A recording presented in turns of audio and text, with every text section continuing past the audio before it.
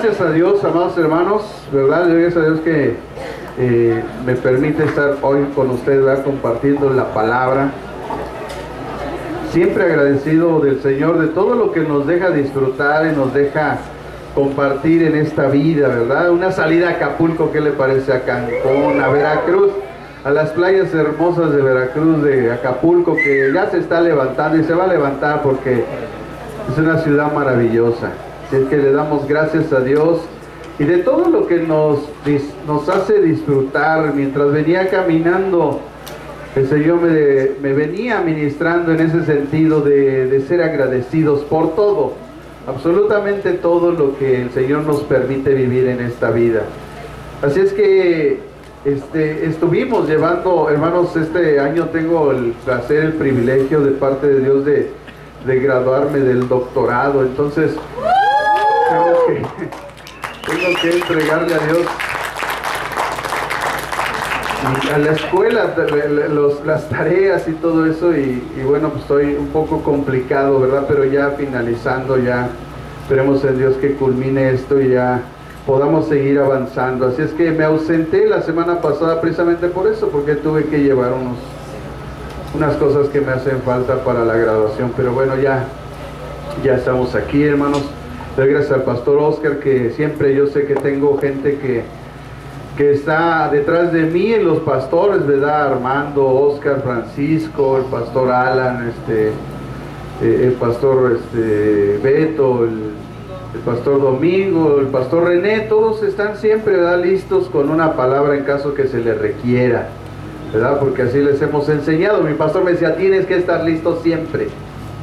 Tú no sabes en qué momento vas a compartir la palabra en algún lugar, tú debes de estar listo siempre, y cada día de la semana tienes que estar leyendo, me decía, para que cuando se te requiere en el reino predicar, tú estés listo. Así me decía mi pastor.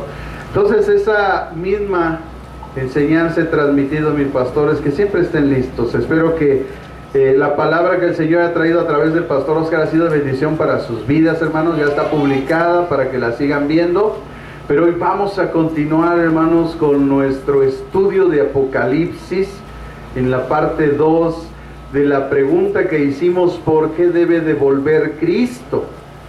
Apocalipsis, ¿verdad? Capítulo 1, versículo 7 nos da el parámetro, y leímos hasta el 8 porque es lo que vamos a estar analizando a través de este tiempo, pero nos detuvimos en el verso 7 en la primera frase, ¿verdad? De que Jesús viene, y nos detuvimos ahí porque surge inmediatamente una pregunta lógica: ¿por qué tiene que venir Cristo? Entonces compartimos la vez pasada, el estudio pasado de Apocalipsis, que Jesús tiene que volver por la promesa del Padre que hizo, después por la promesa del Hijo y del Espíritu Santo. Hoy vamos a estar respondiendo otras preguntas, otras respuestas del por qué tiene que venir Cristo.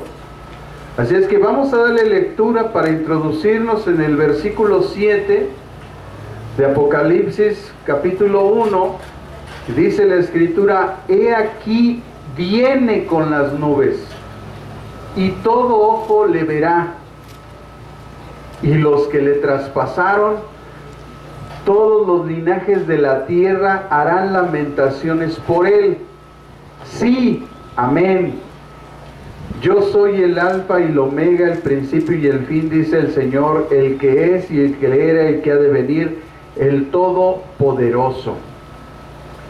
¿Por qué tiene que venir Jesús, hermanos? De nuevo, ya dimos tres aspectos de por qué tiene que venir. Amados hermanos, es importantísimo que nosotros comprendamos esto. El verdadero cristianismo,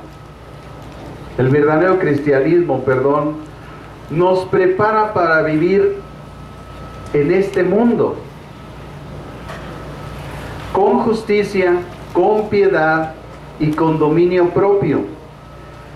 mientras aguardamos la venida, la bendita esperanza, es decir, la gloriosa venida de nuestro Señor, Dios y Salvador Jesucristo. Así como nosotros lo podemos leer en la segunda carta, en el libro de Tito, en el capítulo 2, en el verso 12 y 13, Tito nos da esta palabra que yo he parafraseado, ¿verdad? En el primer comentario que hice. El apóstol Pablo dice en la segunda carta a los Corintios, en el capítulo 16, versículo 22, yo le voy a leer otra traducción que nos arroja un poquito más de luz, segunda de Corintios 2, segunda de Corintios capítulo 16, versículo 22, dice Pablo: nosotros somos ciudadanos del cielo, de donde anhelamos recibir al Salvador, el Señor Jesucristo. Perdón, leí Filipenses 3:20, hermanos. Vengo norteado. Filipenses 3:20. Nosotros somos ciudadanos del cielo, de donde anhelamos recibir al Salvador, el Señor Jesucristo. En primera de Corintios, capítulo 16, verso 22 también dice: nuestro Señor viene, de la misma manera que segunda de Corintios 16, 22, que fue el pasaje que les di al principio, donde viene el término Maranata, y que significa el Señor viene, tanto en primera de Corintios 16, 22, como en segunda de Corintios 16, 22. En esos pasajes dice Maranata. Lógicamente ahí viene, el Señor viene, pero la palabra es Maranata en el griego. Y de esa manera nosotros entendemos que el Señor viene. Así que debemos esperar ansiosos nosotros el regreso del Señor. Pues por supuesto que sí, pero ¿esperamos los cristianos el regreso del Señor? Amados hermanos, mientras más los cristianos queden atrapados en el disfrute de las cosas de esta vida, y mientras más descuiden el genuino compañerismo cristiano y su relación personal con Cristo, menos anhelarán su regreso. Entre más estamos conectados con Dios, más estamos esperando su venida. Entre menos estamos conectados con Dios, pues estamos ausentes de esa gran verdad de que Cristo viene. Por otro lado, muchos cristianos también que experimentan sufrimientos, persecuciones, o que están enfermos, o tienen más años, y aquellos cuyo andar diario con Cristo es profundo y vital, sentirán un mayor anhelo por su regreso. Entonces, en cierta medida, el grado en que realmente anhelamos el regreso de Cristo es una medida de la condición espiritual de nuestras vidas en ese momento. O sea que entre más estamos conectados con Él, más anhelamos su venida. Mientras menos estemos conectados, estamos, a veces uso esa palabra, ¿verdad?, perdidos en el universo y no sabemos lo que está pasando o lo que va a acontecer. El grado entonces en que vemos este mundo también, de cómo Dios lo ve, o sea que tengamos los ojos de Dios, de cómo Él ve este mundo,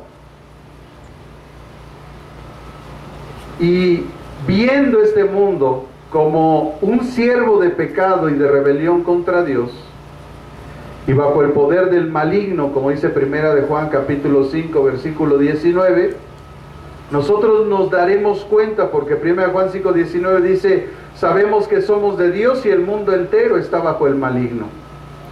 Entonces la manera que nosotros vemos a este mundo como lo ve Dios, van a ser un anhelo en nuestro corazón, para que anhelemos la venida de nuestro Señor Jesucristo. Es precisamente, amados hermanos, por esa razón que Jesús no nos permite conocer el verdadero momento de su regreso. Quiere que estemos ocupados en obedecerle. No importa cuál sea nuestro camino en la vida. hasta el mismo momento de su regreso. Estar listos para el regreso de Cristo, como dice Mateo 24:44. Es estar obedeciéndolo fielmente en el presente. Es una forma activa el que nos involucremos en cualquier actividad a la que nos haya llamado, de acuerdo con la naturaleza de la situación que estamos viviendo, ¿verdad? Porque hay hermanos en Cristo que están en el gobierno, hay hermanos en Cristo que son beisbolistas, que están en el fútbol americano, que están en el fútbol, y en cualquier labor que nosotros desempeñemos, tenemos que tener ese sentido de que Dios está con nosotros y está naciendo en nuestro corazón el anhelo de que Él regrese. ¿Alguna vez han experimentado la carta de mamá? Bueno, yo sí, porque bueno, yo desafortunadamente cuando era joven, mi madre y mi padre se separaron. Pero los que hemos experimentado la carta de mamá, es la carta que te dejaba en la mesa cuando ella se iba a trabajar. Y te decía: hijo, ahí te encargo que hagas esto, por favor, haces el quehacer, tiendes las camas, llevas a tus hermanitos a la escuela, vas por ellos, trata de preparar algo de comer, dejé esto en el refrigerador, se portan bien, porque al rato vengo, ¿verdad? ¿Sí experimentaron esa carta? Y resulta que en el trance del día la cotorreaste, no hiciste nada, te despreocupaste, se te olvidó. Y de repente te acuerdas que mamá había dejado una hojita con algunas recomendaciones.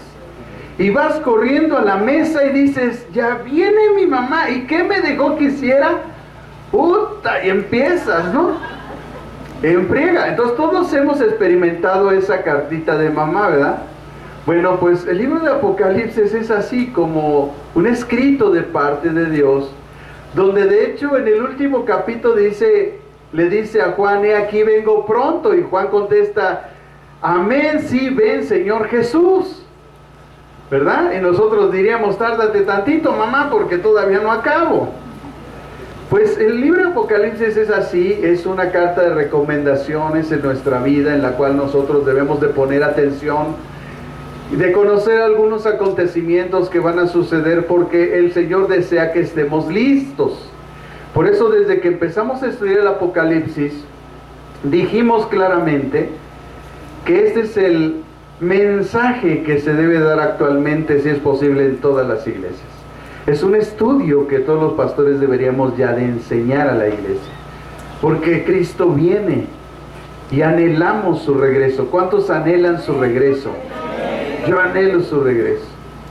Pues yo espero que no me llame antes, ¿verdad? Pero pues si me llama estoy listo, o sea, yo sé a dónde voy. No sé si usted sabe a dónde voy. A lo mejor usted canta la canción: no soy de aquí ni de allá. Bueno, pero los cristianos sabemos dónde vamos. Independientemente de las causas que ocasionen nuestro supremo llamamiento en Cristo Jesús, estamos listos. Es por eso que habrá algunos investigadores que estarán ofreciendo su disertación doctoral ese día, los frutos de años de investigación, y que nunca publicarán y nunca ejercerán influencia en el mundo. Habrá personas que se estarán preparando para pastorear una iglesia y tal vez nunca la pastoreen. Jóvenes que estén en un instituto o que estén en un internado aprendiendo para poder evangelizar o predicar la palabra y tal vez nunca lo hagan. Habrá misioneros que partan o vayan en camino o que lleguen en el momento al lugar y no hagan nada. Porque todas estas personas que son cristianas, es posible que en un momento el Señor aparezca y ya no llevemos a cabo muchas cosas. No por eso vamos a dejar de hacerlas, no por eso vamos a programar nuestra vida y decir: yo quiero en un año tener una casa, o tener esto, hacer esto, capacitarme en la iglesia, que debería ser uno de los propósitos de cada uno de nosotros, porque no hay mayor riqueza, amados hermanos, que que la riqueza del conocimiento y la sabiduría, como dice Proverbios. Proverbios es toda una disertación acerca del conocimiento y la sabiduría. Cómo van de la mano el conocimiento y la sabiduría. No puede decir una persona que es sabia si no tiene conocimiento. Por eso lo primero que tenemos que hacer es aprender. Una de las recomendaciones del apóstol Pablo a Timoteo es esa: predica la palabra, enseña, exhorta, reprende con doctrina, ¿verdad? Hoy estamos delante de una generación, y a veces hasta de la generación pasada, donde el hecho de que uno les comente las consecuencias de sus pecados, dicen que uno los está maldiciendo, cuando lo que estoy haciendo es previniéndolos, porque esas no fueron mis palabras, fueron las palabras de Jesús. Pero esa es la generación que hoy nos estamos encontrando, los pastores, la generación a la cual nosotros les hacemos ver su pecado y los exhortamos a que lo dejen, y ellos se sienten amenazados y sienten que uno los está maldiciendo, cuando ellos han caído en la maldición desde el momento que ellos transgredieron la ley de Dios. Y lo único que estamos haciendo es previniéndolos. Y vuelvo nuevamente a lo que a veces les comento, que cuando venía mamá y me decía: oye hijo, ahí te encargo que le digas a tu hermano, y yo iba con mi hermano y le decía: oye, dijo mamá, quisieras esto, y me decía: ¿y tú qué? ¿Y quién sabe qué? Y me reclamaba. Le decía yo: oye, ¿a mí qué me dices? Díselo a mamá, y ya me mandó que te dijera. Pues esta es la generación que cuando se le comunican las cosas, en vez de que vayan y le reclamen al que le deben reclamar, que es Dios, que ya de hecho es una falta de sabiduría reclamarle a Dios, cuando lo que debemos de hacer es ya humillarnos y someternos, le reclaman a uno como si uno fuera el culpable de su vida, de lo que ellos hacen mal, cuando nosotros lo que estamos haciendo es simplemente decir lo que papá dice. Y pues cualquier cuestión, pues ve y dice la papá: ¿a mí qué me dices? Pero esa es la generación en la que estamos, amados hermanos, y además está profetizada. Está profetizada. Entonces no me extraña, pero sí causa tristeza. Porque veo que a veces hay gente que tiene muchos años en Cristo y no ha entendido eso que es fundamental en la vida cristiana. O sea, no tiene fundamentos, no tiene cimientos. Entonces cuando vienen las pruebas, las tentaciones, por eso caen. Porque no tienen cimientos. Así que muchas personas cristianas que están cumpliendo, aunque están preparando, programando una vida y haciendo cosas que están proyectando, si el Señor viene en este momento, pues a nosotros nos va a hallar haciendo lo correcto, escuchando su palabra, alabándolo y glorificando su nombre, sirviéndole. Pero ¿qué de aquellos que están allá afuera que no vinieron porque les dolió la panza o no sé qué? ¿Qué va a pasar? Pues le va a pasar lo que a las vírgenes imprudentes, que llegó el marido, ¿y dónde estaban ellas? En ningún lado. En esa generación estamos. A los que estemos cumpliendo y aunque estemos programando, y a lo mejor no llevemos a cabo muchas cosas porque no sabemos cuándo Cristo va a venir, por lo tanto yo tengo que seguir trabajando. Pero a los que seamos fieles, los que estemos haciendo las cosas, nos va a decir lo que el Señor Jesús dice en Mateo 25:21. Acompáñenme a Mateo 25:21. Yo le voy a leer otra traducción para que usted vea las palabras un poquito más abiertas de este pasaje.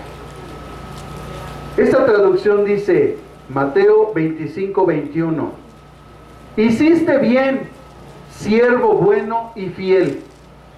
¿Has sido fiel en lo poco? Te pondré a cargo de mucho más. Ven a compartir la felicidad de tu Señor. Qué precioso, hermanos. Ojalá Dios nos encuentre, hermanos, siempre haciendo lo correcto. Amados hermanos, Dios nos puso en este mundo, pero no somos de este mundo. Aquí en este mundo hay muchas cosas. Podemos tener la oportunidad de disfrutarlas o no, y eso ya depende de ti. El problema que tenemos natural es que venimos de una religión tradicional, donde el miedo a Dios, no el temor a Dios, hermano, el miedo a Dios de una forma religiosa se nos ha implementado. Por lo tanto, tenemos un Dios pensando que nuestro Dios es un Dios castigador, cuando Él no castiga a nadie. Lo que te castiga es que tú has transgredido la ley. ¿Acaso el juez es culpable por dictaminar el castigo del preso cuando el que cometió el problema fue el preso? ¿Qué culpa tiene el juez? Imagínense al preso culpando al juez. O sea, oye, carnal, pues no hubieras hecho lo que hiciste. ¿No? Así se arregla todo el asunto. No estaríamos aquí.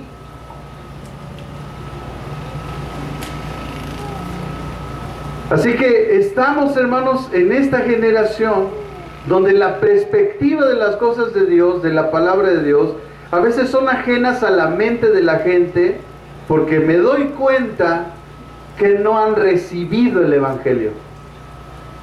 Y eso es trágico, porque lo que nos salva es el Evangelio. Y los principios de Dios, de su palabra, nos ayudan a caminar en los propósitos de Él, a tener una vida, como decíamos al principio, en justicia, en piedad y en esperanza. Pero veo esa gran carencia. Por eso es importante que sigamos, hermanos, aprendiendo otros aspectos del por qué tiene que venir Cristo. Ya vimos 3. El cuarto es para cumplir el plan de Dios para su iglesia.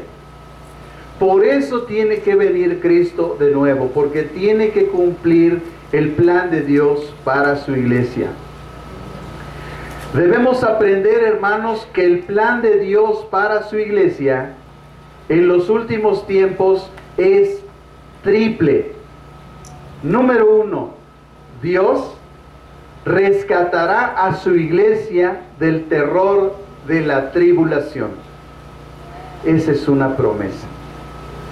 Esto ocurrirá en el acontecimiento conocido como el arrebatamiento de la iglesia, y requiere que Cristo venga.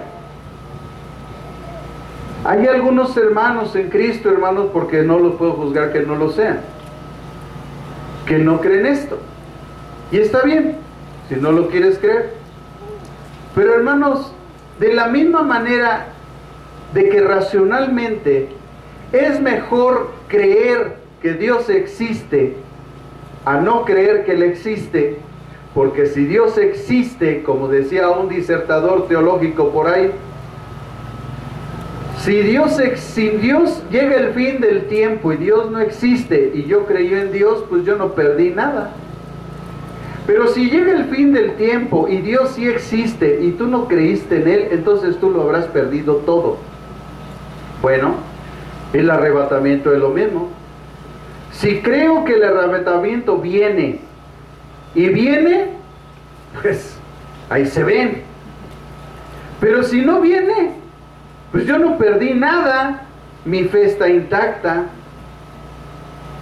Entonces es mejor creer que no creer, porque si viene el arrebatamiento y yo no creía en Él, pues yo me voy a quedar, porque todo es por fe.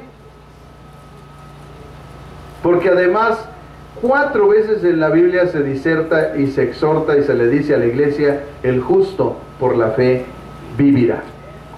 Entonces, como usted lo vea, es mejor creer. Pero sobre todo cuando la Biblia lo dice, porque si no lo dijera, bueno, pues lo dudaríamos. Pero 1 Tesalonicenses 4 lo dice. Entonces, si lo dice, y hay otros pasajes que lo dicen, y Apocalipsis capítulo 3, cuando le da una promesa a la iglesia de Éfeso, que es la iglesia contemporánea de nosotros, la iglesia fiel, pues le dice: yo te libraré de la prueba que ha de venir sobre este mundo. Esa fue una promesa de Cristo, del amén. Entonces, no entiendo por qué la gente duda, pero bueno, Yo espero que se arrepientan y cambien su forma de pensar, porque si no se van a quedar, porque todo es por fe. Entonces Dios rescatará a su iglesia del terror de la tribulación. Esto ocurrirá en ese acontecimiento que es el arrebatamiento de la iglesia, y por eso requiere que Cristo venga. Apocalipsis 3:10 dice: por cuanto has guardado la palabra de mi paciencia, yo también te guardaré de la hora de la prueba que ha de venir sobre el mundo entero. Esa es la promesa que le da esta iglesia.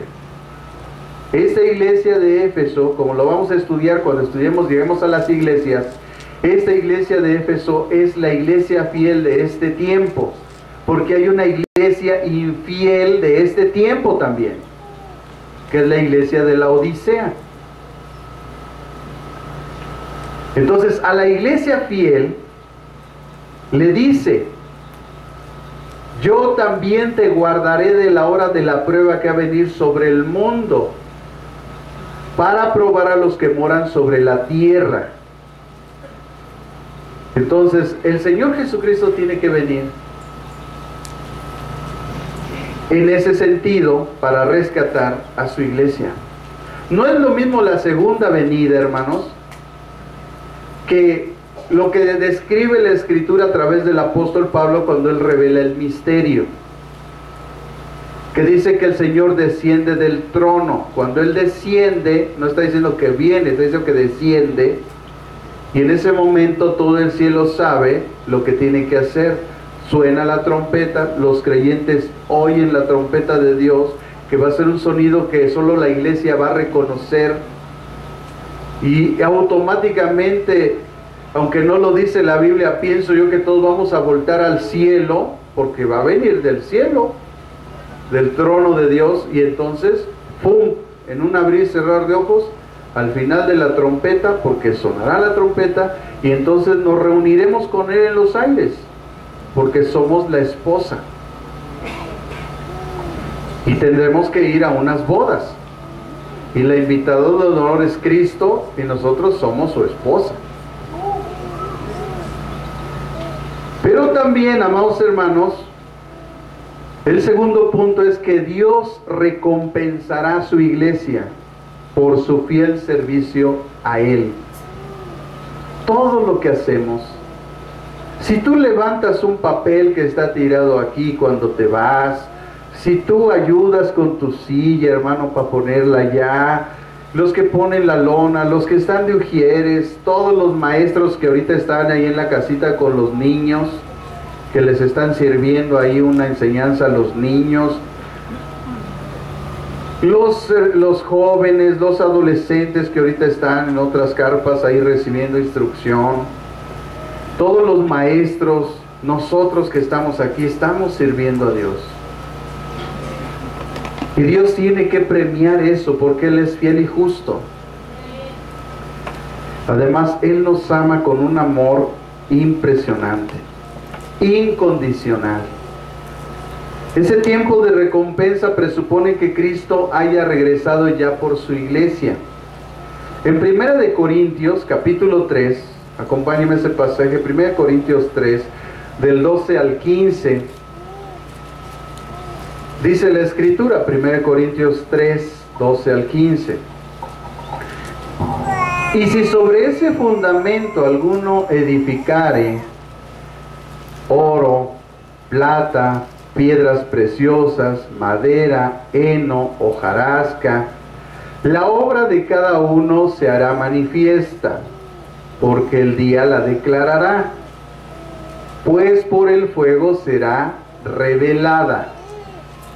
Y la obra de cada uno, cual sea, el fuego la probará. Si permaneciere la obra de alguno que sobreedificó, recibirá recompensa. Si la obra de alguno se quemare, él sufrirá pérdida. Si bien él mismo será salvo, aunque así como por fuego. Este pasaje de 1 Corintios, hermanos, nos habla de la prueba que todos debemos de enfrentar. Cuando se está erigiendo una iglesia, cuando una iglesia se está formando,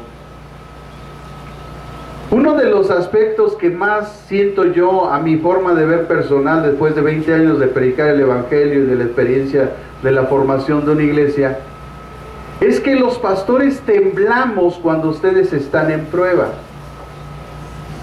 en situaciones de enfermedad, de economía, de algún robo, de pérdida de trabajo, de cualquier cosa.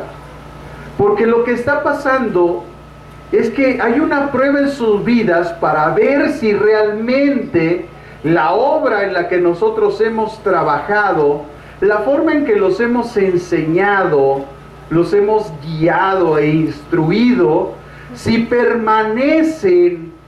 Eso quiere decir, a pesar de la prueba de fuego que han pasado en su vida, si permanecen, quiere decir que entonces tenemos un premio de parte de Dios. De ahí la responsabilidad que tenemos al compartir el Evangelio, de enseñarlo sobre todo. Pablo le decía a Timoteo, ocúpate en la enseñanza, porque la enseñanza es fundamental en la vida de los creyentes. Es fundamental. Es el cimiento que nos hace que cuando vengan las circunstancias seamos siempre como Job. El Señor dio, el Señor quitó, bendito es el nombre de Jehová. Pero ¿qué pasa cuando vemos a veces familias que están claudicando y que están perdiendo esa pasión, ese anhelo de perseverar y de permanecer? Pues sabemos que están en fuego, pero no sabemos si ese barro se va a quebrar o se va a mantener firme, va a obtener una dureza para que el Señor después lo empiece a embellecer y lo use como un vaso de honra.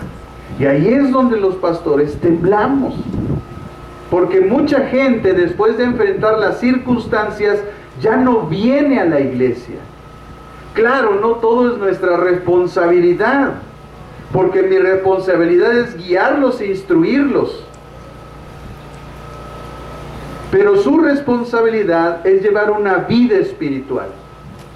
Y la vida espiritual, hermanos, está basada en la oración continua de ustedes en su hogar y en la lectura de este libro maravilloso que es la palabra de Dios, que es nuestro alimento espiritual. Entonces, si nosotros no leemos y no oramos, entonces está el 50% de la posibilidad de que tú te mantengas y el 50% de que no.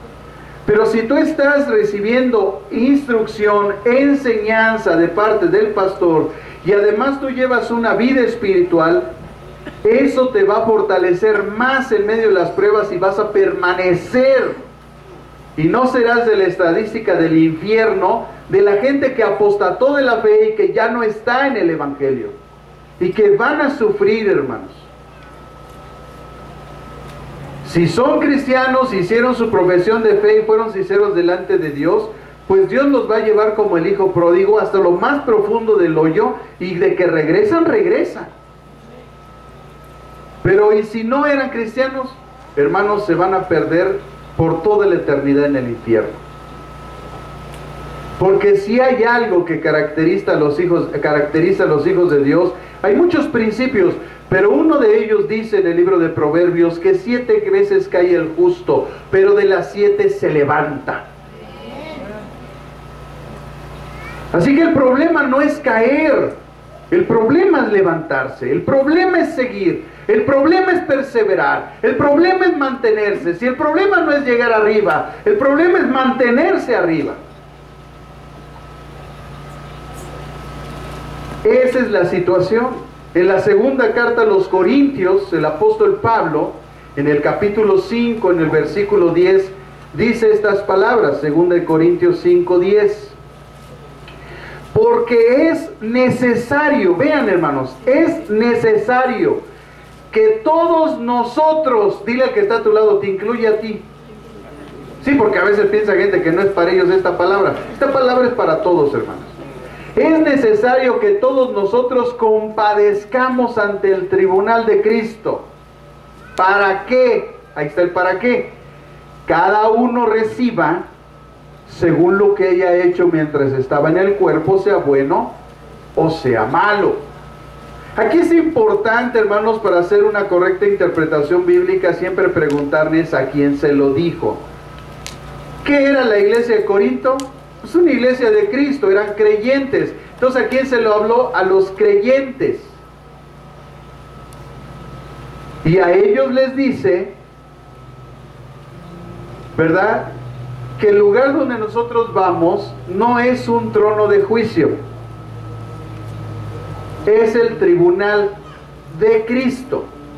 Es donde Dios premia.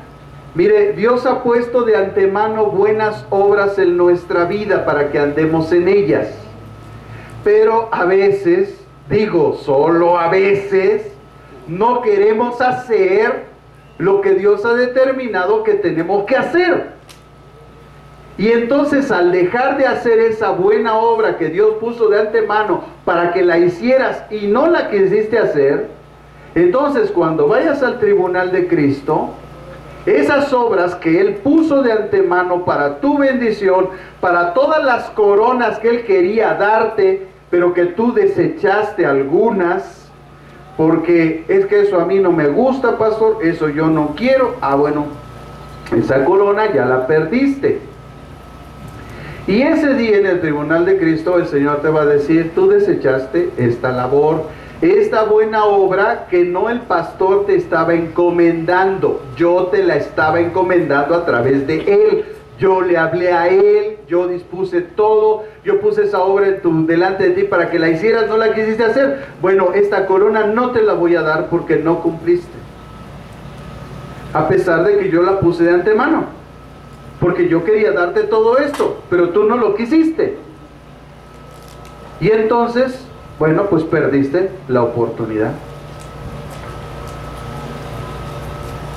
Ese es el tribunal de Cristo, ahí iremos todos los cristianos. Pero no vamos a juicio, es solamente para recibir coronas, bendiciones o no recibirlas. Porque nuestro juicio se llevó a cabo en la cruz del Calvario. Con Cristo estábamos juntamente crucificados. El castigo de nuestra paz cayó sobre de Él y nosotros nacimos de nuevo, una vida nueva. El tercer punto, hermanos, es que Dios vindicará a su iglesia. Dios vindicará a su iglesia, exaltándola en su reino ante todo el mundo incrédulo.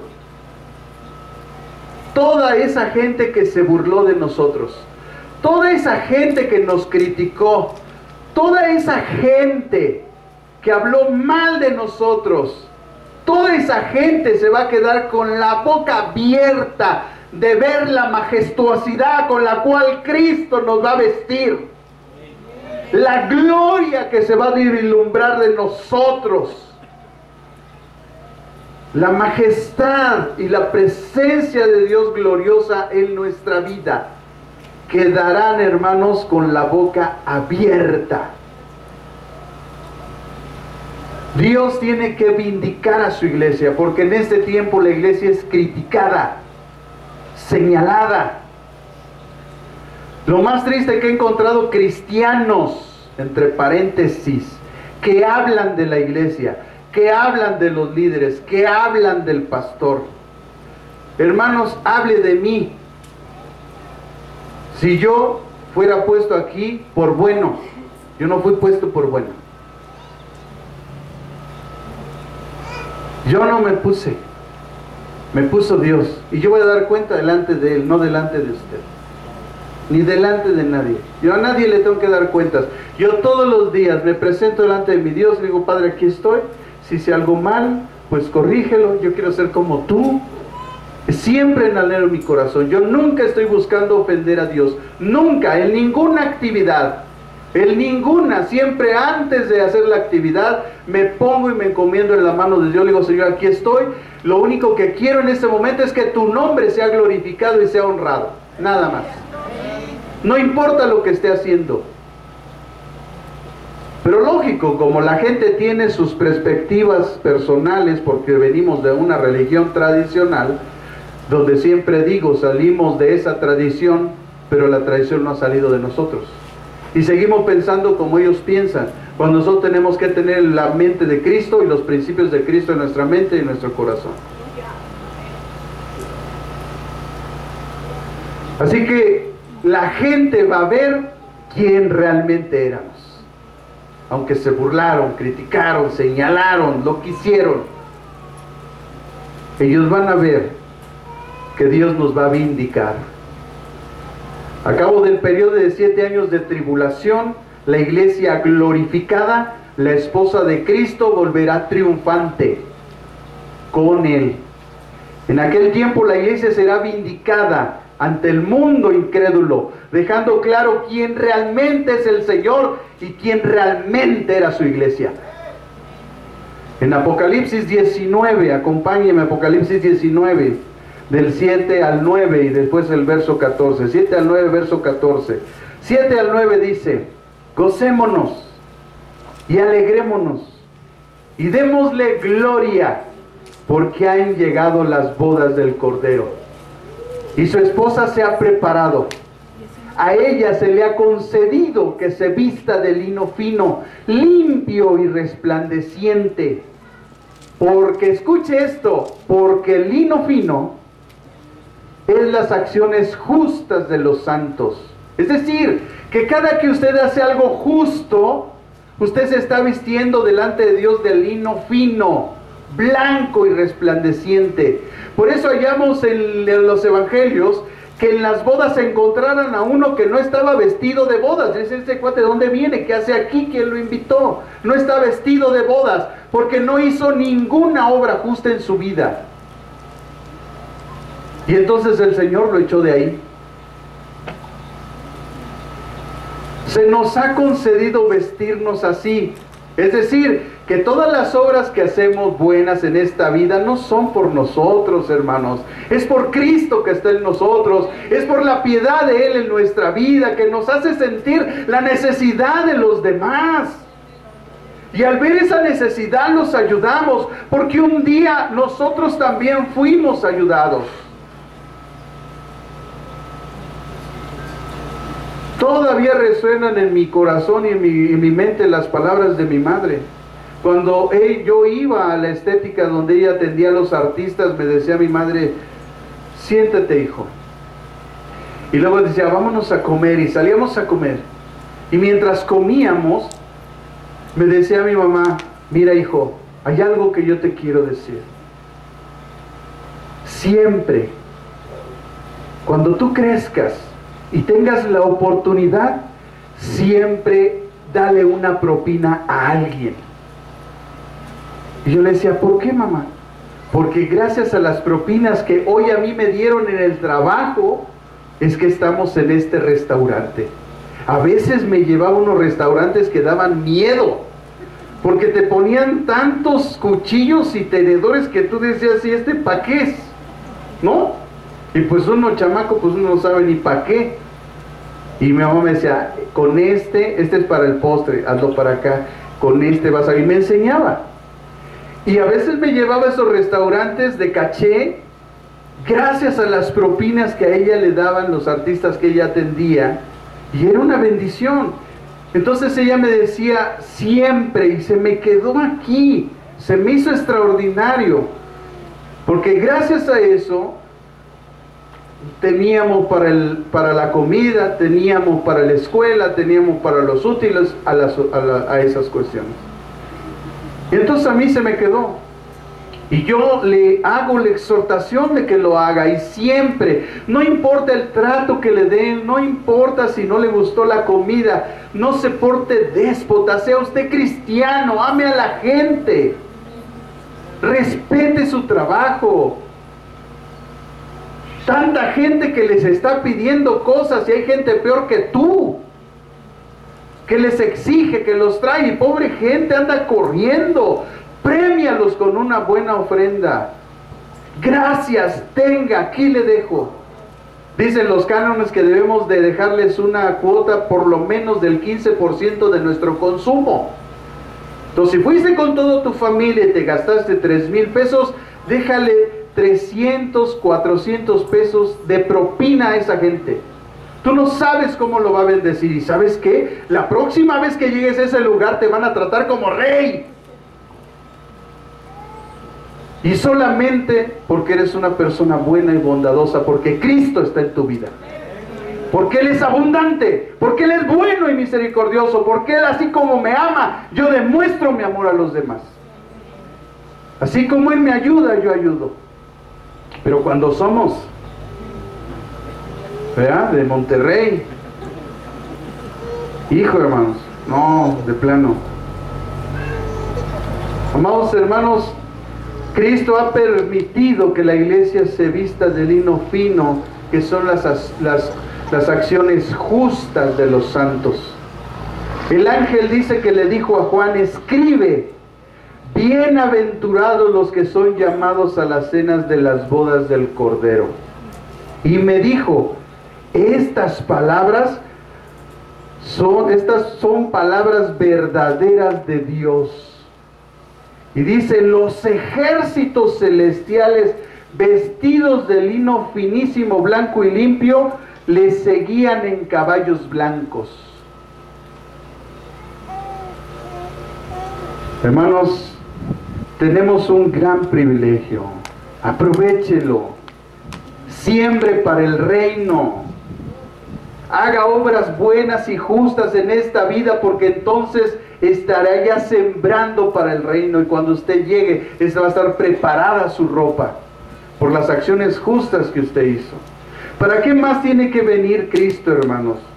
Quinto punto importante: para cumplir el plan de Dios para las naciones no creyentes. Y eso es lo triste, ¿verdad? Que Dios les va a cumplir. Por eso yo siempre tengo esta frase: si tú quieres averiguar que lo que dice la Biblia es verdad con respecto a lo que estás haciendo, bueno, pues si quieres comprobarlo, adelante. Mi labor es advertirte. Yo no te estoy condenando y menos te estoy maldiciendo, te estoy advirtiendo porque veo que tu cabeza calabaza no lo quiere entender. Entonces yo solamente te estoy queriendo hacer ver, porque estás cegado del entendimiento por causa del pecado y te has hecho esclavo del pecado. Y estoy tratándote de entrar en razón.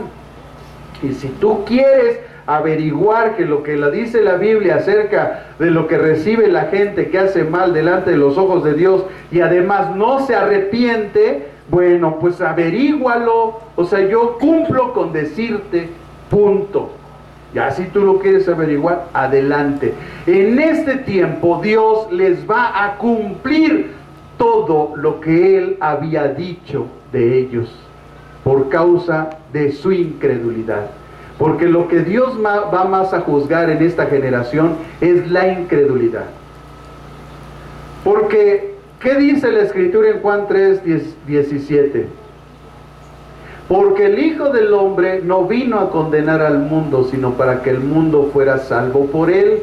El que en Él cree no es condenado, pero el que no cree ya ha sido condenado, porque no ha creído en el nombre del unigénito Hijo de Dios. Y mire que dice: en el nombre del unigénito Hijo de Dios. Ahí es cuando nos tenemos que detener y analizar qué significa el nombre del Hijo de Dios. Y la palabra Jesús, cuando vino el ángel y le dijo: lo llamará Jesús porque Él salvará a su pueblo de sus pecados. Entonces, ¿en qué no creyeron? En que Jesús era el Salvador. Por eso se condenaron, por la incredulidad. La incredulidad es uno de los pecados de esta generación que Dios no les va a perdonar y les va a traer un juicio. En el Salmo 2 se predice un tiempo en el que Cristo gobernará las naciones. Lo resumí, hermano, no lo busquen, nada más resúmalo, anótelo para que lo estudie en su casa. Algo que no tuvo lugar en su primera venida. Hay muchos pasajes además que predicen el juicio de Dios sobre las naciones incrédulas. Son muchos, les voy a dar algunos, hermanos, para que los anote, pero nada más voy a mencionar uno, lo vamos a leer, pero le voy a dar varios. Joel 3 del 1 al 2. Joel 3 del 1 al 2, versículo 9 y versículo al 17 de Joel. Isaías 11, del 1 al 5. Miqueas 4, del 1 al 8. Miqueas 4, del 1 al 8. Sofonías 3, versículo 8. Mateo 25, del 31 al 46, del cual hoy vamos a darle lectura. Mateo capítulo 25, versículo 31 al 46. Y dice así, amados hermanos, la palabra de nuestro Dios Salvador Jesucristo. Cuando el Hijo del Hombre venga en su gloria, ya no viene en un pollino, ya no viene manso y humilde, viene en su gloria. Dice, y todos los santos ángeles con él. Imagínense, millares de millares de millares. Ejércitos impresionantes con él. Entonces se sentará en su trono de gloria y serán reunidas delante de él todas las naciones, y apartará a unos de los otros como aparta el pastor las ovejas de los cabritos. Y pondrá las ovejas a su derecha y los cabritos a su izquierda. Entonces el rey dirá a los de su derecha: venid, benditos de mi Padre, heredad del reino preparado para vosotros desde la fundación del mundo, porque tuve hambre y me diste de comer, tuve sed y me diste de beber, fui forastero y me recogisteis, estuve desnudo y me cubristeis, enfermo y me visitasteis, en la cárcel y venisteis a mí. Entonces los justos le responderán diciendo: Señor, ¿cuándo te vimos hambriento y te sustentamos, o sediento y te dimos de beber? ¿Y cuándo te vimos forastero y te recogimos, y desnudo y te cubrimos? ¿O cuándo te vimos enfermo o en la cárcel y venimos a ti? Y respondiendo el rey les dirá: de cierto os digo, que en cuanto lo hiciste a uno de estos mis hermanos más pequeños, a mí me lo hicisteis. Entonces dirá también a los de la izquierda: apartaos de mí, malditos, al fuego eterno preparado para el diablo y sus ángeles. Porque tuve hambre y no me diste de comer, tuve sed y no me diste de beber, fui forastero y no me recogisteis, estuve desnudo y no me cubristeis, enfermo y en la cárcel y no me visitasteis. Entonces también ellos le responderán diciendo: Señor, ¿cuándo te vimos hambriento, sediento, forastero, desnudo, enfermo o en la cárcel y no te servimos? Entonces le responderá diciendo: de cierto os digo, que en cuanto no lo hiciste a uno de estos más pequeños, tampoco a mí me lo hicisteis. E irán estos al castigo eterno y los justos a la vida eterna. Este es el pasaje del juicio del gran trono blanco. Escatológicamente, hermanos, estas palabras son dichas a las naciones, a las personas de las diferentes culturas del mundo que en el tiempo de la tribulación ayudaron a Israel. Pero todos estos principios que dice aquí la Escritura: tuve hambre, me diste comer, aplican para todos los justos. Hay unos teólogos que dicen que vamos a estar delante del trono blanco, pero el Señor nos va a hacer a un lado y va a juzgar a los otros. Es posible. Otros teólogos dicen que nosotros no vamos a estar ahí, porque ¿dónde se llevó a cabo nuestro juicio? En la cruz del Calvario. El castigo de nuestra paz cayó sobre Cristo. Nosotros somos la iglesia, y en este tiempo nosotros hemos regresado con Él a derrotar al anticristo. Entonces no tenemos que estar ahí. Pues independientemente que estemos o no estemos, hermanos, los principios aplican siempre en nuestra vida. Todo principio de justicia aplica. Y cuando alguien tiene hambre, tenemos que ayudarlo y darle de comer. Cuando alguien tiene alguna necesidad, lo tenemos que ayudar, porque estas son las obras justas de los santos. Así que el Señor traerá un juicio, un castigo a todas las naciones incrédulas que no hicieron la voluntad de Dios. Y no la hicieron porque para hacer la voluntad de Dios es necesario el Espíritu Santo, es necesario nacer de nuevo, es necesario que el Espíritu Santo nos lleve a hacer esas obras, porque nosotros no somos nada buenos en nada. Pablo decía, lo que no quiero hacer eso hago, y lo que quiero hacer no lo hago. Entonces descubro que el mal está en mí. El mal, hermanos, no estaba afuera en el Edén. El mal estuvo cuando la mujer se dejó engañar por la serpiente y fue orillada o influenciada a llevar a cabo ese pecado. El mal salió de la mujer y después de Adán, porque él pecó voluntariamente. El mal no estaba afuera. El Edén era un lugar maravilloso donde Dios puso al hombre para que lo administrara, para que tuviera una ocupación, porque Él tenía un plan maravilloso para todo el mundo. ¿Pero qué? El hombre transgredió todo eso. El mal está en nosotros. El problema nunca es el pastor, nunca es la iglesia. El problema somos nosotros. Es nuestro egoísmo, es nuestra soberbia, es nuestra falta de sujeción, es nuestra falta de respeto a las autoridades. ¿Y sabe por qué es eso? Por falta de conocimiento. Porque si nosotros leyéramos la Biblia, entenderíamos que no podemos hacer esas cosas. Uno de los libros, hermanos, digo uno porque hay varios, pero uno de los libros o las cartas que nos enseñan esos principios, pues es Romanos capítulo 13, Romanos 13, cuando empieza la disertación sobre cómo debemos de nosotros vivir la vida cristiana de una forma correcta.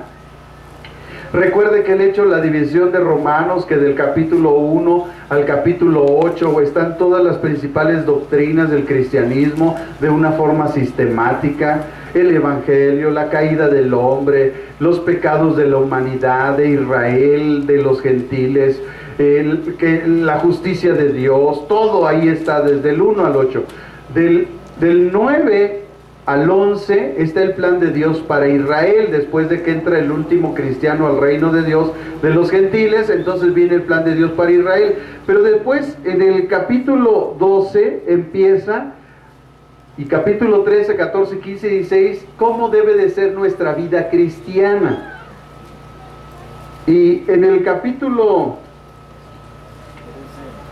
13 dice la Escritura en el verso 1: sométase toda persona a las autoridades superiores, porque no hay autoridad que no provenga de Dios, y las que hay por Dios han sido establecidas, de modo que quien se opone a la autoridad, a lo establecido por Dios resiste, y los que resisten acarrean condenación para sí mismos. Los magistrados no están para infundir temor a los que hacen el bien, sino al malo. ¿Quieres pues no temer la autoridad? Haz lo bueno.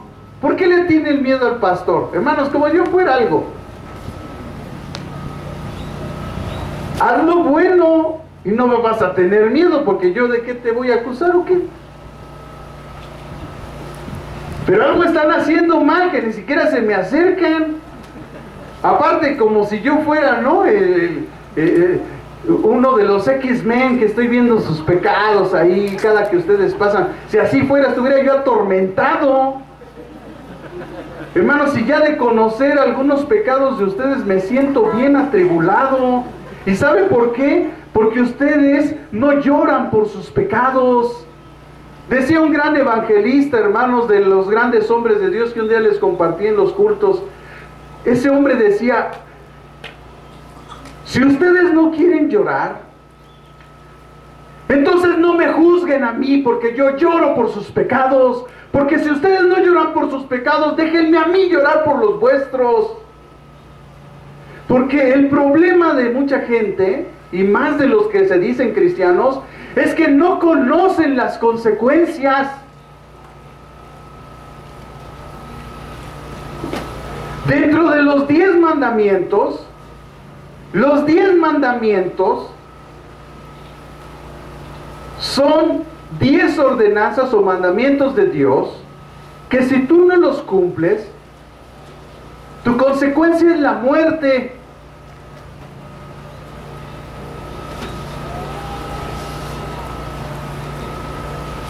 No fornicarás, y si tú fornicas, ¿sabes qué mereces? Que mañana mueras.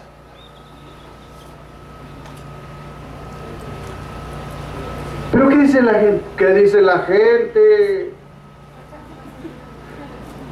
Le está usted juzgando, le está usted maldiciendo. Te estoy advirtiendo que te arrepientas para que Dios quite la consecuencia, que es que mañana te aparezca una enfermedad y te vayas al panteón.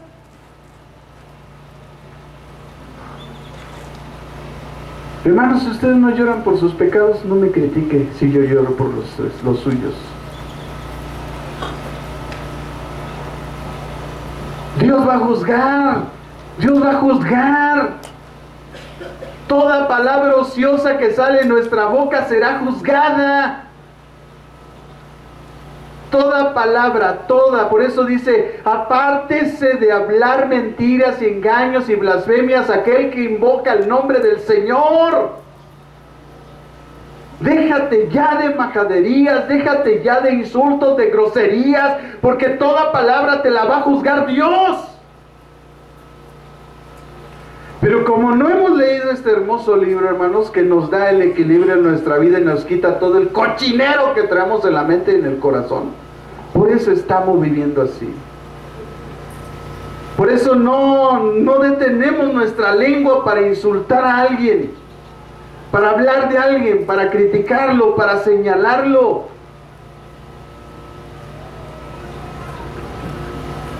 Y lo más fácil, atacar al pastor. Pastor tiene la culpa. Yo te mandé a pecar, yo te mandé a fornicar, yo te mandé a adulterar, yo te mandé a robar, entonces sí, júzgame.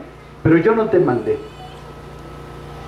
Y yo solo te estoy advirtiendo lo que dice papá, nada más. Si tienes algo contra mí, díselo a él. A mí no me vengas a decir. Más le valiera estar en su presencia y decirle lo que está en tu corazón.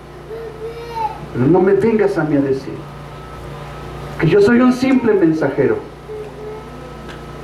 Estoy atribulado por los pecados de otros, hermanos, porque ellos no ven las consecuencias, porque a veces Dios te pasa una película de lo que les va a pasar. Así como cuando vino Jehová y se posó delante de Sodoma y de Gomorra, y estaba Abraham en el camino, y Abraham ve y discierne. No lo dice la Biblia, hermano, pero es fácil discernirlo, que cuando Abraham vio a Dios y vio 2 ángeles poderosos con él, dijo, ¿a qué viene Dios? Conociendo la maldad de Sodoma y de Gomorra y de que su sobrino Lot estaba ahí, él dijo, Señor, ¿te sirvo de comer? ¿Te sirvo algo, Señor? O sea, lo detuvo del juicio.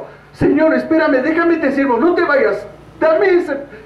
Va y le prepara de comer al Señor. Ahí está el Señor hablando con él. Los ángeles se paran, pues ellos a lo que vienen, hermanos. Se van a Sodoma y Gomorra y él se queda, y cuando el Señor se para y se encamina a Sodoma, se le para enfrente y le dice, Señor, si hubiere 50 justos, ¿perdonarás a la tierra de Sodoma y de Gomorra?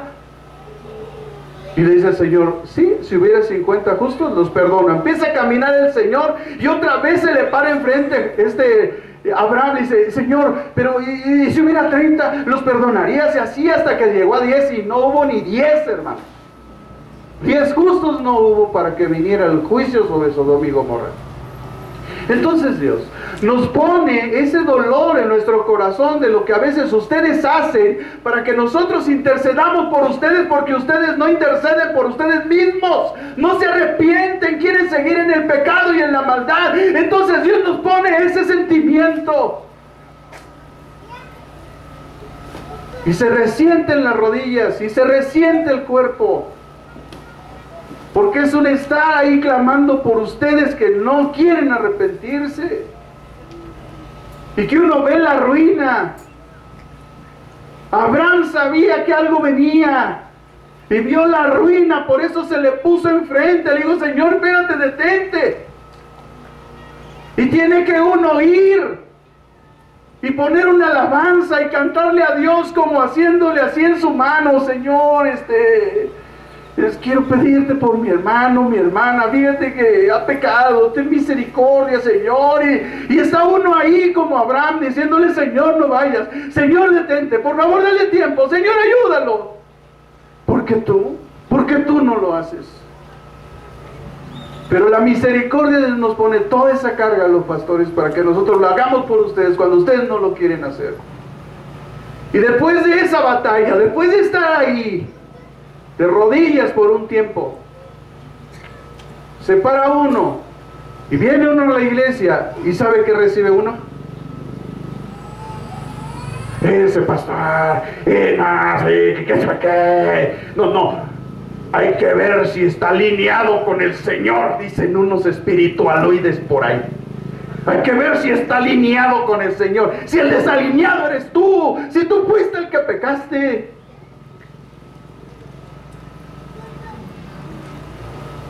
Yo no sé cómo terminó Abraham después de esa intercesión, hermanos, pero es duro. Porque ¿sabe qué? Hay un gran consuelo.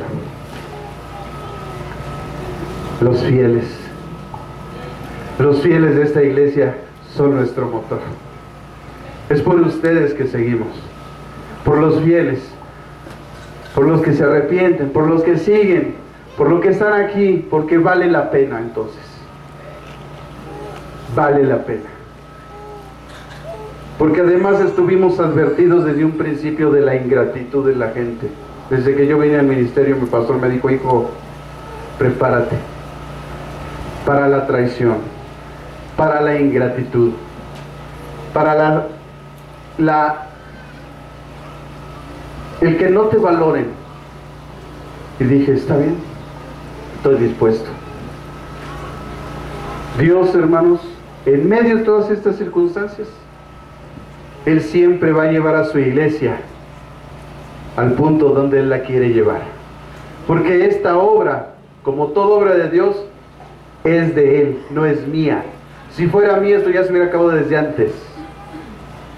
Pero estamos a punto de cumplir 20 años para la gloria de nuestro Dios. El Señor tiene que venir, hermanos, porque tiene que cumplir el plan de Dios para Israel. Dios tiene un plan para Israel. Él no ha acabado. Esa doctrina de que Dios ya acabó con Israel, nosotros somos el Israel espiritual, eso es una mentira, hermano. Dios hizo promesas a Abraham, y Abraham y toda su descendencia es Israel, y Dios va a cumplir esas promesas. Él tiene que cumplir ese plan. La Biblia enseña que Dios no ha terminado con Israel, su pueblo del pacto. Pablo escribió: ¿ha desechado Dios a su pueblo? En ninguna manera. No ha desechado Dios a su pueblo, al cual desde antes conoció. Romanos 11 del 1 al 2 dice eso, hermanos. En Jeremías 33 del versículo 25 al 26, Jeremías 33, 25 al 26, el Señor nuestro Dios dice, Jeremías 33, 25 y 26: así ha dicho Jehová, si no permanece mi pacto con el día y la noche, si yo no he puesto las leyes del cielo en la tierra, también desecharé la descendencia de Jacob. O sea, Dios no tiene en sus planos desechar a Israel. Y de David mi siervo, para no tomar de su descendencia quien sea Señor sobre la posteridad de Abraham, Isaac y de Jacob. ¿Por qué? Porque haré volver sus cautivos y tendré de ellos misericordia. La misma misericordia que operó con los gentiles, operará un día con Israel, y Él le hará cumplir todas sus promesas. Dios le prometió a Israel en muchísimos pasajes salvación, paz, prosperidad, seguridad y además un reino. como estas promesas no se cumplieron en la primera venida de Cristo, Él debe volver para cumplirlas. Porque además Abraham murió, a él le hizo la promesa: a ti te daré toda esta tierra, y no se la dio. Por eso Abraham tiene que resucitar, porque el plan de Dios era llevar a la nación de Israel a la santificación en sus caminos, pero Israel falló. Los tuvo que desechar por un tiempo y hacer caso de un pueblo que no era su pueblo, de una nación que no lo buscaba ni lo llamaba. Y entonces de esos dos pueblos hizo uno a través de Cristo. Y hasta que entre el último, nazca el último de los gentiles que haya de ser salvo y entre en el reino de Dios, hasta ese tiempo se cerrará la puerta de la gracia y empezará el plan de Dios para Israel. Para que cuando venga Cristo estableciendo su reino milenial, Él pueda cumplir todas las promesas, y Abraham venga y reciba la tierra, y venga Isaac y Jacob y todos los antiguos del reino de Israel vengan, y el Señor les cumpla las promesas. Por eso Él tiene que regresar, porque Él tiene que cumplir sus promesas, porque Dios lo que promete, hermanos, lo cumple. Dile al que está a tu lado: Dios lo que promete lo cumple. Solamente tienes que ser paciente. Porque tú lo quieres para ayer. No, espérate. Él sabe cuándo es mejor. Cristo, hermanos, tiene que venir para que la gloria de Cristo sea revelada a todas las naciones. Para que vean al que traspasaron, para que las naciones se lamenten y digan: sí era Señor, porque así está escrito: toda lengua confesará que Jesucristo es el Señor. Él tiene que venir para que su gloria sea revelada, para que toda lengua, de toda tribu, de toda nación, digan: Jesucristo es el Señor. En su primera venida Jesús fue rechazado, vituperado, ultrajado, ejecutado como un delincuente común. Pero esta no puede ser la forma que termine la historia. En aquel día precioso, cuando Él regrese en gloria, dice Filipenses capítulo 2, versículo 10 al 11. Filipenses 2, del 10 al 11. Para que en el nombre de Jesús se doble toda rodilla de los cielos que están, rodilla de los que están en los cielos y en la tierra y debajo de la tierra, y toda lengua confiese que Jesucristo es el Señor, para la gloria de Dios Padre. Cuando Jesucristo venga y aparezca en las nubes y todo ojo lo vea, las rodillas no podrán estar de pie, tendrán que caer. Todo ser humano, desde el más pequeño hasta el más grande, caerá de rodillas delante del Señor. Hoy se resisten. Hoy piensan que el mensaje del Evangelio es un mensaje como de cualquier otra religión. No. Y hoy se resiste, pero ese día nadie resistirá estar de pie. Todos doblarán sus rodillas y todos van a confesar en ese momento, allí en el cielo, los ángeles, los seres poderosos, los arcángeles y toda su iglesia, nos postraremos, y todos los que están en la tierra y los que están debajo de la tierra, todos caeremos de rodillas y todos confesaremos que Jesucristo es el Señor, para la gloria de Dios nuestro Padre. Aleluya, día glorioso. Nadie podrá estar de pie, hermanos. Todos caeremos de rodillas en los cielos y en la tierra. Por eso Jesucristo tiene que venir. Y tiene que venir para que el juicio de Satanás sea consumado. Porque nos ha traído en jaque por muchas generaciones. Y es justo que su día un día llegue. Satanás es el gobernante temporal del mundo. Así lo describen varios pasajes en las Escrituras, como Juan 12:31, 14:30 y 16:11. El Evangelio de Juan, en el capítulo 12, verso 31, 14:30 y 16:11. En la segunda carta a los Corintios, en el capítulo 4, versículo 4, donde dice: Él es el Dios de este siglo. Es quien emplea el poder de la muerte para esclavizar a los hombres, como dice Hebreos 2, 14 y 15. Hebreos 2, 14 y 15. Pero Jesucristo, el legítimo soberano, vendrá para destruirlo en su proceso que comenzó con su primera venida, continuará al principio del milenio y terminará con él al final del milenio. Porque Dios tiene un propósito con el enemigo, hermanos, con el adversario de nuestras almas. Por eso es ridículo oír a la gente que lo está atando o si lo estás atando, entonces carambas, ¿quién lo está desatando? Ahora, si tú lo estás atando en el nombre de Jesús, pues en ese nombre quedará desatado y nadie lo debe de desatar. Pero ¿por qué sigue fregando? Entonces está mal tu teología, carnal. Pero bueno, diles eso y se enojan. Dicen que uno no es espiritual, dicen que uno no tiene poder, no tiene unción. Que se abañaque. Hermanos, Satanás, fíjense esta cuestión, Satanás se reveló en el cielo. ¿Estamos de acuerdo? Él era Luzbel. Ezequiel lo describe con toda preciosidad cómo fue creado. Lo precioso de sus tamboriles, todo. Perfecto en todos sus caminos. Eras, dice, eras, o sea, tiempo pasado. ¿Hasta que qué? Hasta que hacía yo mal en él. Y fue lanzado del tercer cielo al segundo cielo. Recuerden que estamos en tres cielos. El primer cielo es el que vemos. El segundo es el universo. El tercer cielo es donde está Dios, la eternidad. De la eternidad, de la presencia de Dios, fue lanzado al segundo cielo. ¿Por qué creen que los ovnis vienen de allá? ¿Qué dice Efesios capítulo 6? Nuestra lucha no es contra carne ni sangre, sino contra principados, contra potestades, gobernadores de las tinieblas, huestes espirituales de maldad. ¿Dónde están? En los lugares celestes. Toda la guerra espiritual está allá afuera en el universo.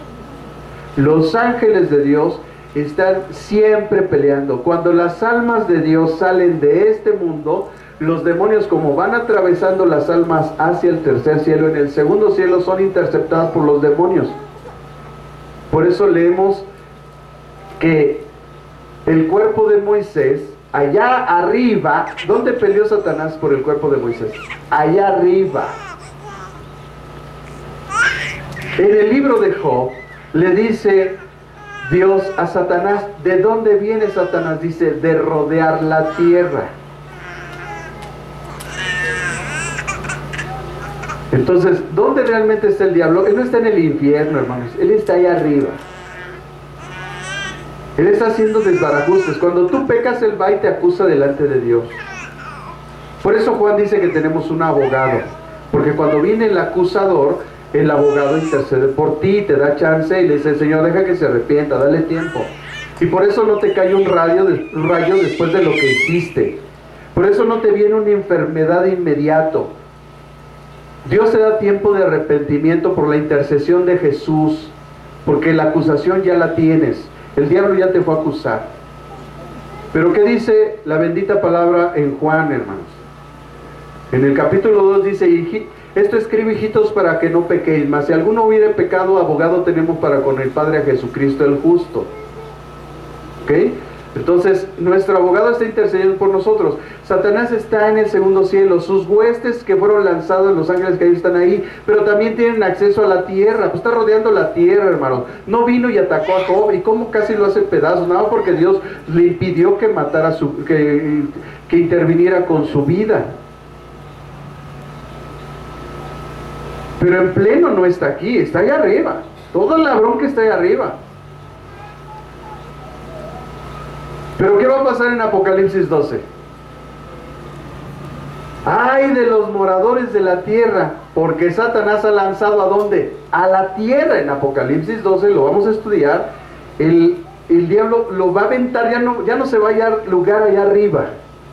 Algunos de los teólogos dicen, esa es su interpretación, Es que cuando viene el arrebatamiento, como salen miles de almas al cielo, se arma una batalla ya tenebrosa por las almas, y Miguel y sus ángeles le ganan a Satanás de tal manera que no prevalecen contra ellos, y las almas llegan al cielo, a las bodas del Cordero. Y entonces, como ya fueron derrotados del segundo cielo, lo avientan a la tierra. Y aguas, porque ahora sí este mundo va a ser un mundo completamente endemoniado.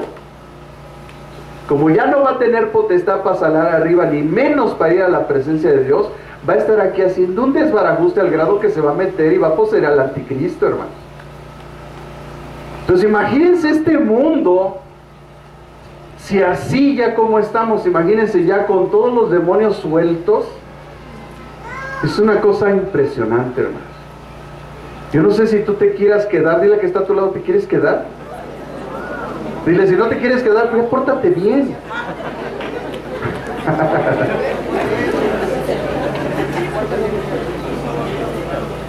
Miren, hermanos, Jesús apareció por primera vez para deshacer las obras del diablo.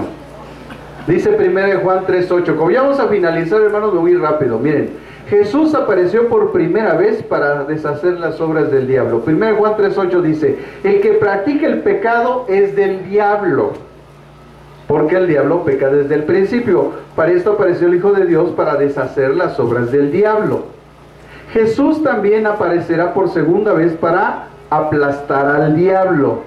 Romanos 16:20 dice: y el Dios de paz aplastará en breve a Satanás bajo vuestros pies. La gracia de vuestro Señor Jesucristo sea con vosotros. Satanás también será arrojado al lago de fuego al final de los 1000 años. En Apocalipsis 20, versículo del 7 al 10, Apocalipsis 20, del 7 al 10, Satanás será arrojado al lago de fuego. Tenemos que entender que el infierno y el lago de fuego son dos cosas diferentes. El lago de fuego es el lugar eterno ya de todas las almas, ¿verdad?, incrédulas, de Satanás, el anticristo, el falso profeta, del Hades, del infierno, de la muerte. Todos van a ir a dar ahí. Lago de fuego, el lugar de castigo, donde el gusano nunca muere y el fuego nunca se apaga. Pero el infierno es una cárcel de oscuridad donde ahorita provisionalmente está la gente que muere sin Cristo se va a ese lugar y está ahí esperando el juicio de Dios, y es un lugar horripilante. La Biblia dice que no puedes ver ni tus manos así de tus ojos, ni tus manos enfrente, de la oscuridad, de todo el terror que hay en ese lugar. Ese es el infierno. Y ese está allá abajo. Por eso es en la Biblia que los de allá abajo van a doblar sus rodillas delante de Cristo. Y dice: cuando los 1000 años se cumplan, Satanás será suelto de su prisión y saldrá a engañar a las naciones que están en los 4 ángulos de la tierra, a Gog y a Magog, a fin de reunirnos para la batalla, el número de los cuales es como la arena del mar. Subieron sobre la anchura de la tierra y rodearon el campamento de los santos y la ciudad amada. Y de Dios descendió fuego del cielo y los consumió. O sea que nosotros ni las manos vamos a meter, Dios se va a encargar de ellos. Y el diablo que engañaba fue lanzado al lago de fuego. Vean, no dice infierno, dice lago de fuego, donde hay azufre, donde estaba la bestia y el falso profeta, y serán atormentados. El diablo no va a estar, venga, no, el diablo va a ser atormentado. La próxima vez que te quiera meter a tribulación y te esté metiendo tormentos en tu cabeza, voltea y dile: acuérdate, Satanás, que serás atormentado por toda la eternidad. El Señor te reprenda. Y vas a ver cómo se va a ir corriendo, porque sabe su juicio. Él ya fue juzgado, él ya sabe su destino, solamente está esperando su tiempo. Y dice que será atormentado de día y de noche por los siglos de los siglos. Tremendo eso, hermanos. Para cumplir tiene que venir Cristo. La expectativa de los creyentes. Todos los creyentes esperamos ansiosamente la segunda venida de Cristo. Hay algo aquí adentro. que nos dice que Cristo viene. Y entonces me tengo que estar preparando. Entonces todos los días tengo que estarle pidiendo perdón a Dios si acaso le fallé.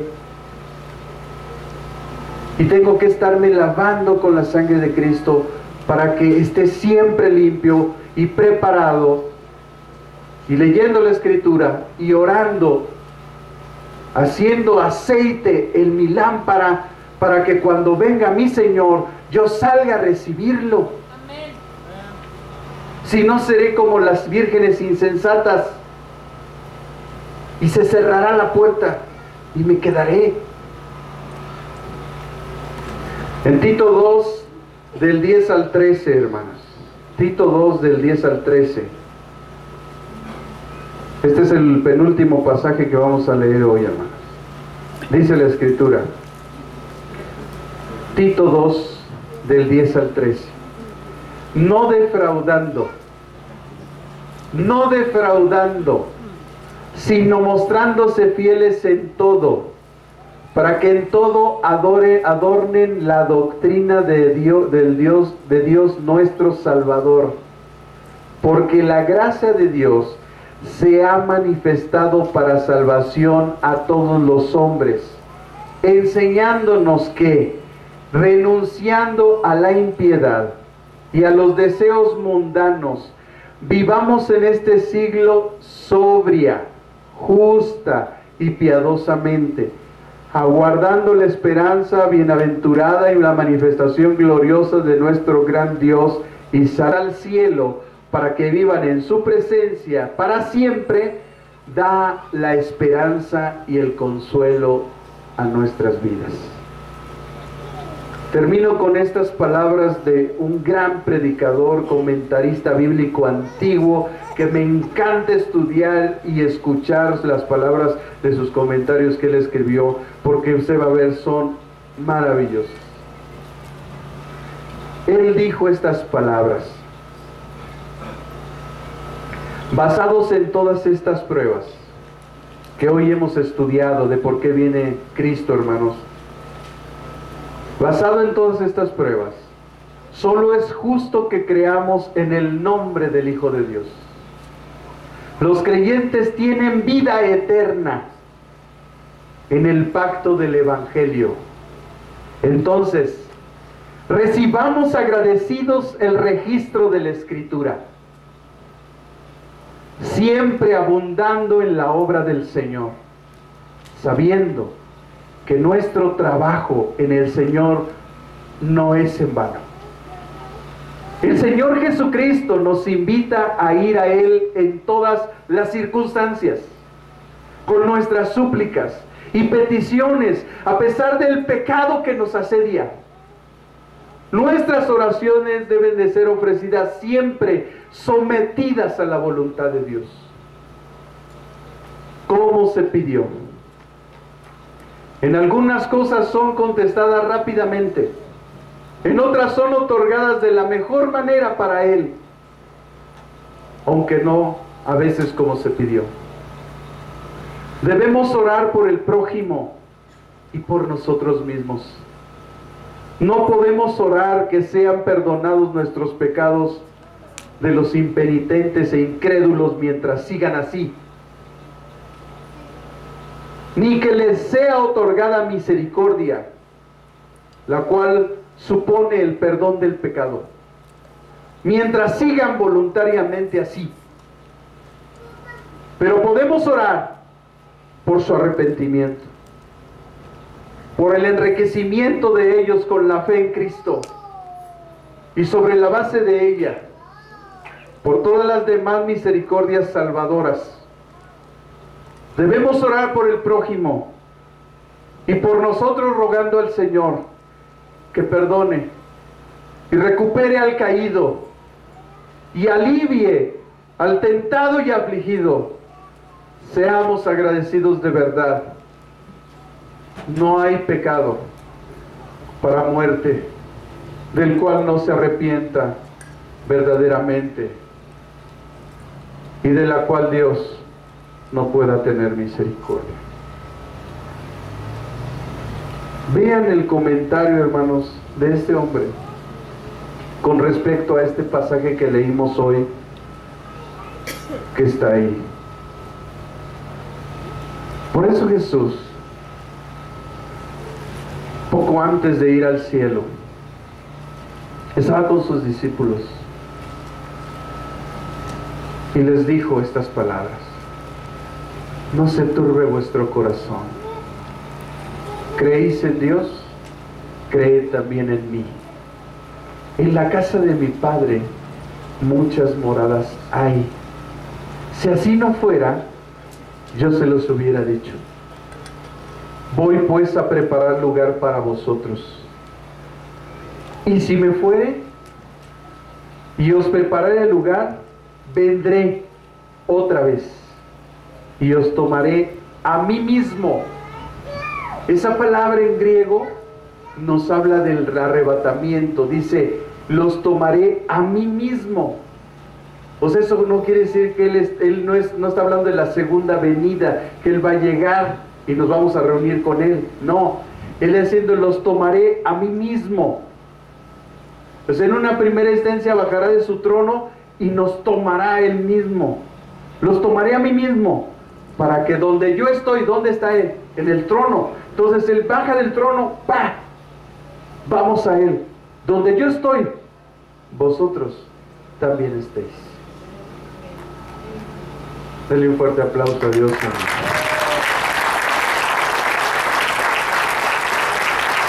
Póngase de pie, hermano.